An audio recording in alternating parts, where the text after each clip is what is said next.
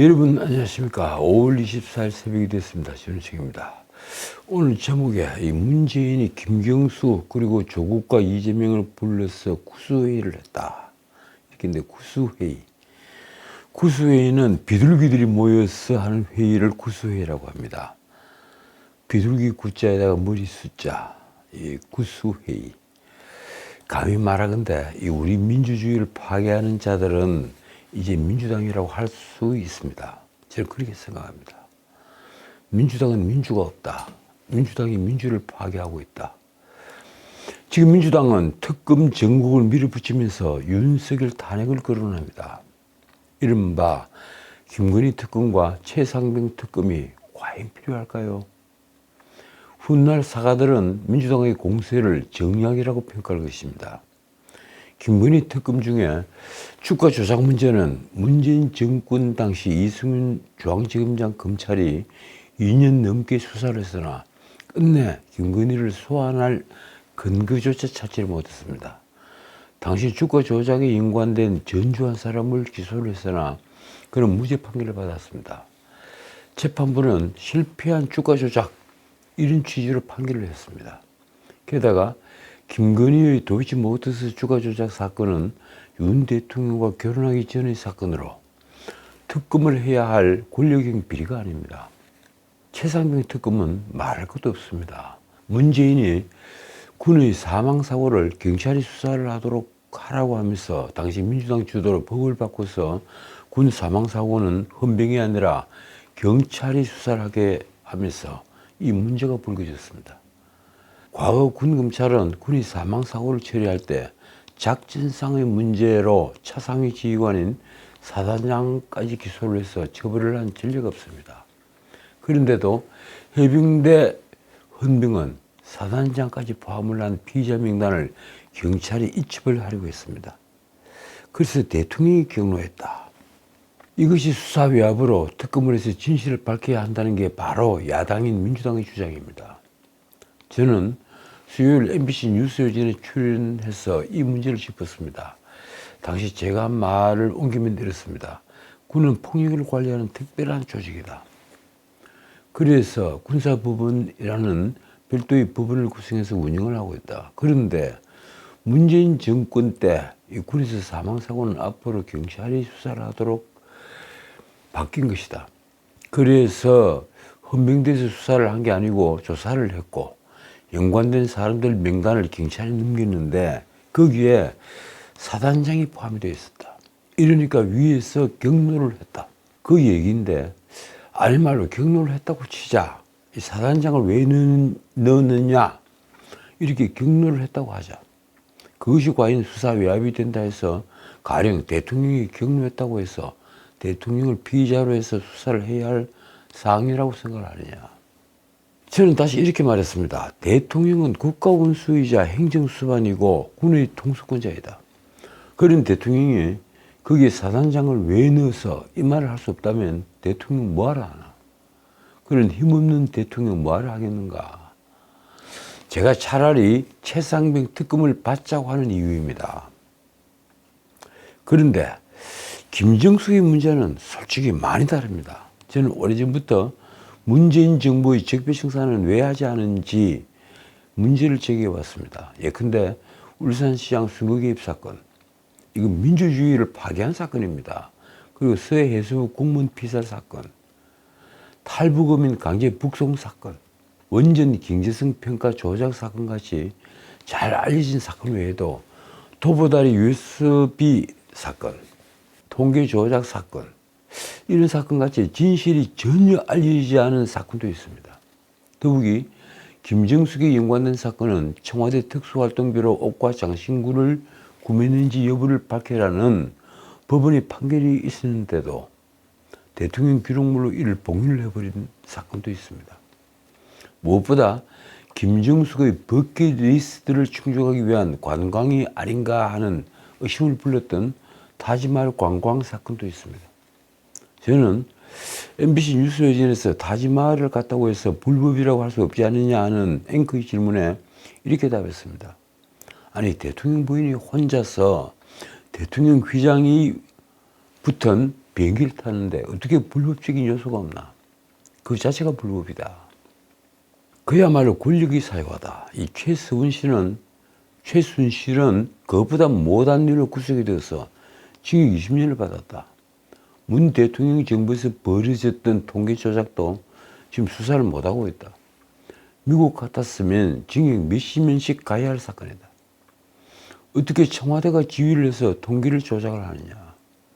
정책실장들이 다 연관이 되어 있다. 그것이야말로 특검을 해야 한다. 그렇습니다. 적어도 타지마할 사건, 그리고 통계 조작 사건, 이런 사건들은요, 미국 같았으면 당연히 특검 대상입니다. 어쨌든 문재인은 스스로 무덤을 팠습니다.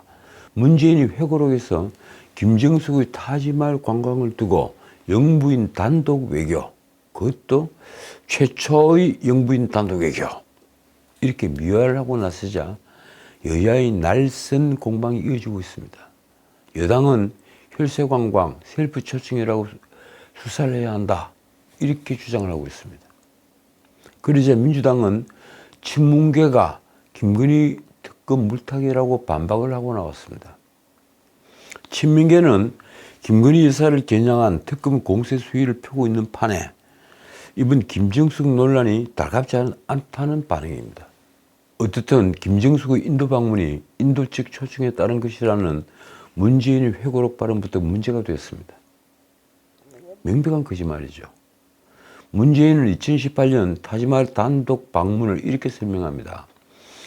이는 영부인의 첫 단독 외교다.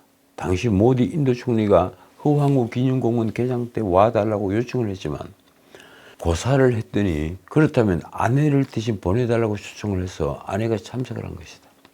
그러자 국민의힘 원내대변인 장동혁이 곧장 받았습니다. 문재인 청와대야말로 국정조사와 특검 대상이다. 민주당과 문재인 정부 인사들은 지금이라도 진실을 고백해야 한다.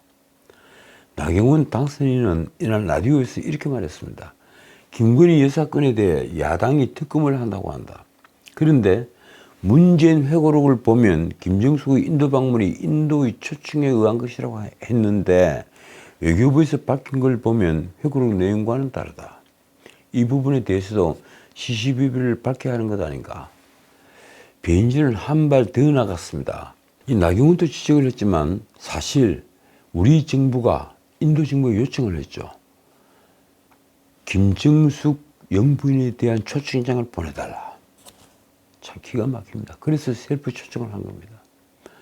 배인진은 한 발 더 나갔습니다. 문재인에 대한 수사가 먼저 시작돼야 한다.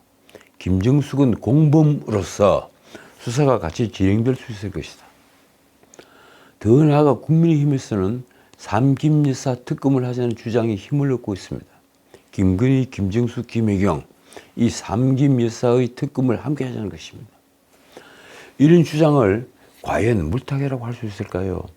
그러기에는 국민적 환호가 큽니다. 언론은 여당의 이런 주장이 최근 공개활동을 재개한 김건희 여사에 대한 비판을 잠재우고 있다면서 이렇게 평가했습니다. 김정숙 특검을 고리로 친문계와 친민계의 틈을 파고들겠다는 계산으로 보인다. 당연히 민주당은 김건희 특검 물타기라며 반발합니다. 민주당 대변인 이해식은 서면 브리핑에서 이렇게 논평을 했습니다.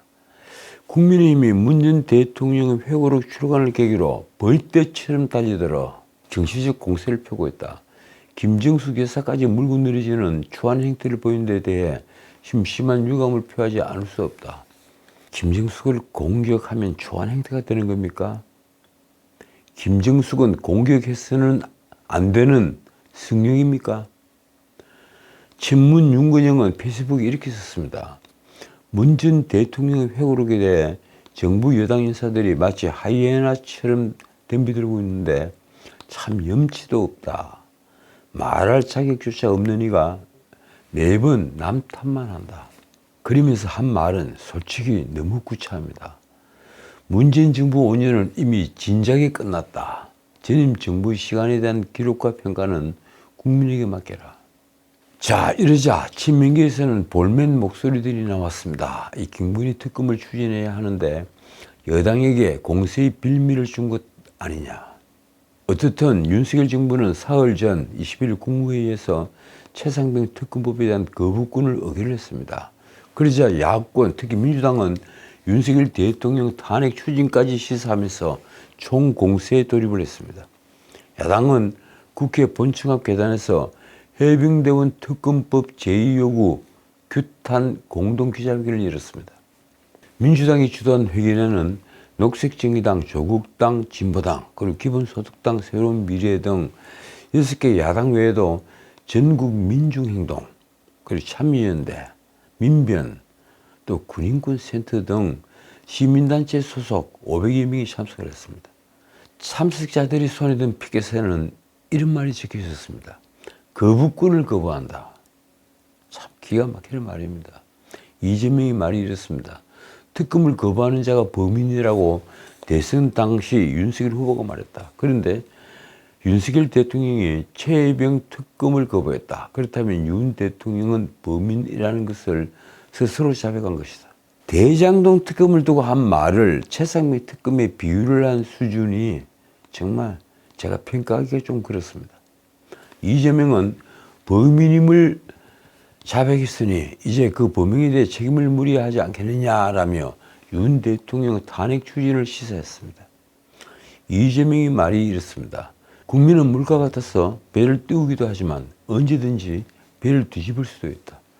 국민의 분노와 역사의 심판 앞에 윤 정권은 파도 앞 돛담배 같은 신세다. 파도 앞에 돛담배 같다. 언제든지 침몰할 수 있다는 얘기입니다. 그러면서 이렇게 못을 박았습니다. 윤 정권이 독주와 오만을 심판하고 최혜병 특검법을 반드시 재의결하겠다. 조국은 이승만 독재 윤석열 정부를 비유했습니다.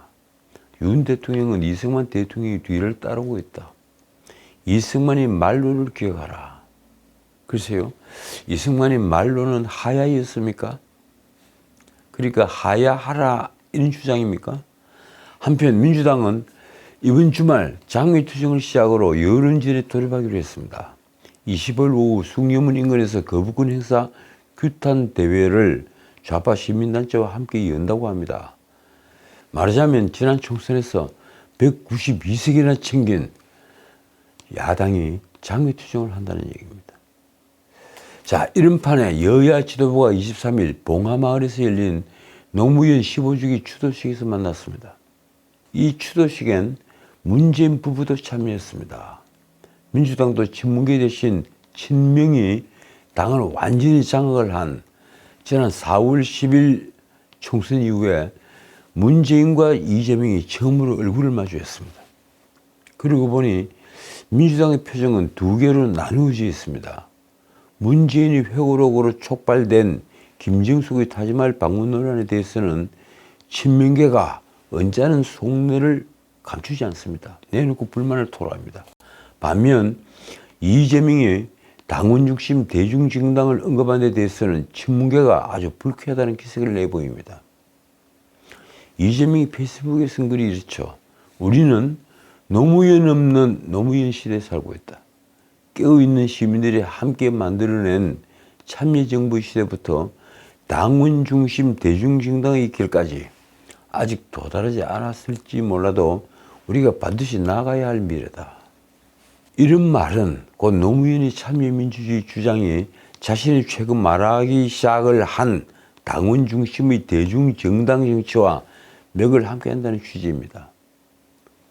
당원 중심의 대중정당 정치, 이걸 바꿔 말하면요, 개딸이 집권한 정치, 개딸이 권력을 잡은 정치, 이걸 의미하는 겁니다.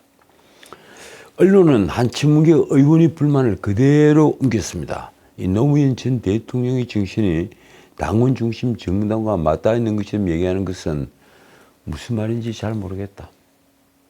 이날 추도식에서 이재명은 문재인과 별도 환담을 했습니다. 이재명이 말입니다.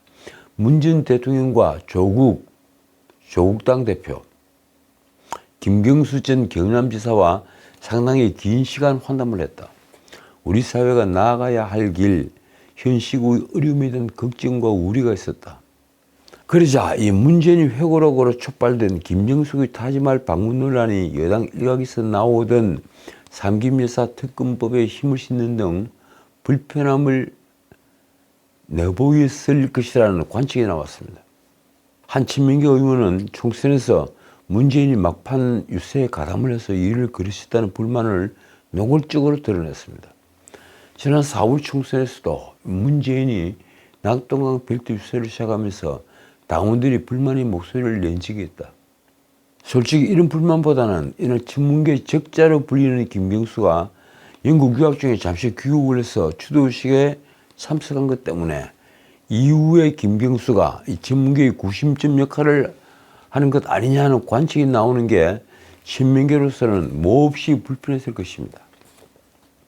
이재명의 사법 리스크는 지금도 하루하루 숨통을 조여오는데 이미 사법 리스크가 끝난 김경수는 언제든 향후 이재명의 경쟁자로, 아니 이재명의 대타로 부각될 수 있기 때문입니다.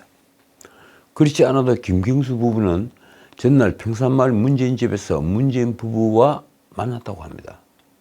어떻든 문재인과 이재명, 조국, 김경수 이 네 사람이 만나 구수회의를 연 것은 충분히 화제가 됐습니다. 조국의 말이 이렇습니다. 문 전 대통령의 초청으로 노무현 사저에 있는 서재에서 이재명, 김경수 저까지 네 사람이 환담을 했다.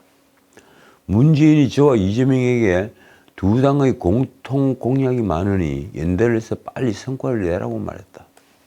이어 김경수와 이재명 간의 대화에 대해서도 언급을 했습니다. 김경수 전 지사가 영국에서 각종 정당 활동을 경험한 것 같다.